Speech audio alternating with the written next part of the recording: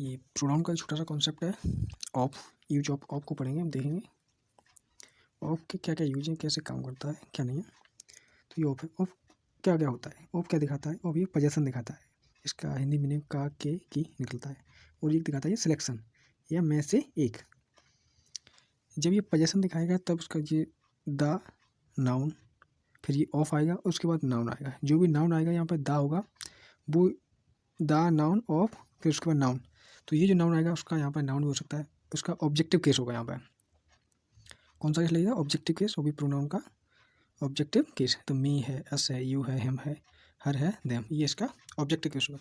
जब ये सिलेक्शन दिखाएगा तो ए या एन लगेगा। आपको सब दिख रहा है कि नहीं? उसके बाद आपको नाउन, जूम कर देता हूँ,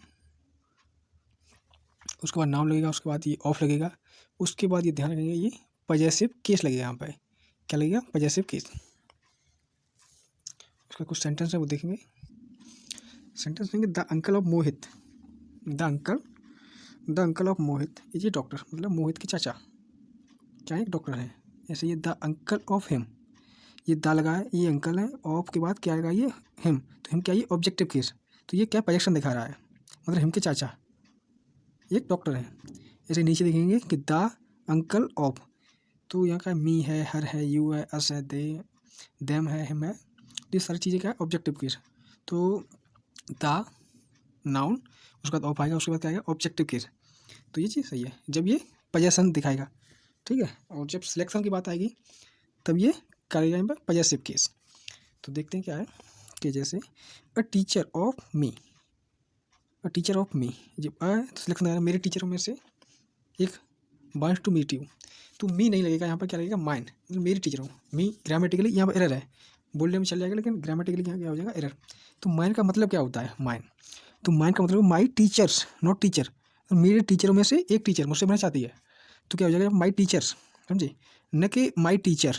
तो माई जैसे अ टीचर ऑफ मी, तो अ टीचर ऑफ मी का मतलब मी आप अगर बोलना चाहोगे जैसे स्पीकिंग में चल जाएगा, लेकिन जो ग्रामेटिकली एरर हो जाएगा वो चीज़ यहाँ पर गलत आ जाएगी, ठीक है। और उसके बाद क्या लेंगे? माइन लाएंगे। तो माइन का मतलब समझ लीजिए एक बार, उसका होता है my teachers, not my teacher.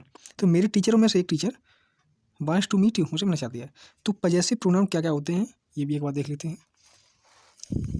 Mine है, अवर्स है, योर्स है, देयर्स है, हर्ष है और हिज है। पजेसिव प्रोनाउन लगाने हैं, ध्यान रहे पजेसिव प्रोनाउन लगाने हैं। जब ये ए एन प्लस नाउन उसके बाद ऑफ आएगा, उसका पजेसिव केस लगेगा, न कि ऑब्जेक्टिव केस आप लगा दो। तो ये मी क्या है? आई का मी ऑब्जेक्टिव केस था, इसलिए यहाँ पे ये एरर हो गया, ठीक। उसके बाद देखते हैं कि the teacher of me was there. अब ये हमको हिंदी मीनिंग का समझना पड़ेगा अपने understanding. The teacher of me, तो आप देखेंगे यहाँ पर ये क्या है कि ऑब्जेक्टिव केस लगा है।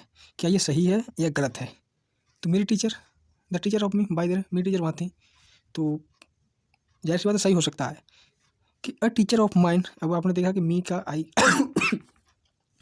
अ teacher of me, a teacher of mine why there, मतलब कई टीचर होंगे, कई सारी टीचर हो सकती हैं, एनीबडी, बहुत सारे लोगों से पढ़ते हैं हम लोग। तो अ टीचर ऑफ माइन, तो माइन का कई में से बहुत सारे टीचर्स होंगे, उसमें से एक टीचर वहाँ पर मौजूद होंगी। तो जाहिर सी बात है ये दोनों सेंटेंस सही हैं। तो क्वेश्चन को हमें एरर देखने के लिए अंडरस्टैंडिंग होना बहुत ज़रूरी है, वरना एरर हमारा हो सकता है, समझे।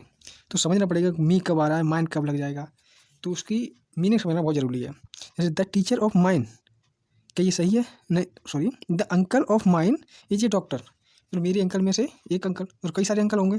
माइन का मतलब my uncle, the uncle of me लगेगा, नॉट माइन। माइन क्या दिखा रहा है? माई अंकल्स शो करता है। हालांकि अगर बहुत सारे चाचा हो सकते तो सही भी हो सकता है, उसके आगे अगर दे, मतलब कई सारे अंकलों में से एक अंकल उसके डॉक्टर हो, तो आगे मीनिंग देगा, उसको आगे सेंटेंस देगा, तब ये सही हो सकता है, अन्यथा की स्थिति में रॉन्ग हो सकता है, ठीक।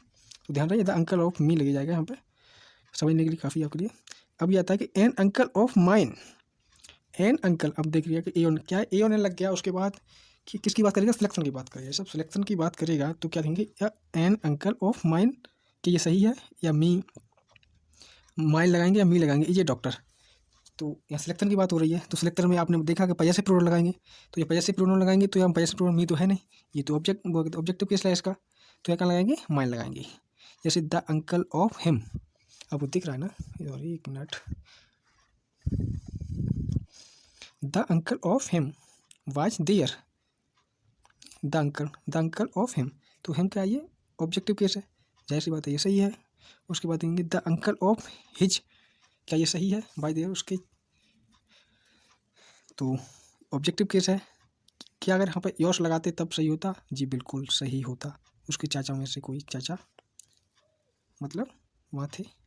ठीक, उसके बाद ये क्वेश्चन है, ये देखेंगे the uncle of mine is a doctor, क्या ये सही है या गलत है? द अंकल, आपको पता है कि द अंकल दिखाएगा तो यहाँ पॉजेसिव केस होना चाहिए, तो ये क्या लगा दिया आपने, सॉरी द अंकल आएगा तो यहाँ पे ऑब्जेक्टिव केस आना चाहिए, तो ऑब्जेक्टिव केस न लगा के हमने क्या लगा दिया, पॉजेसिव केस लगा दिया।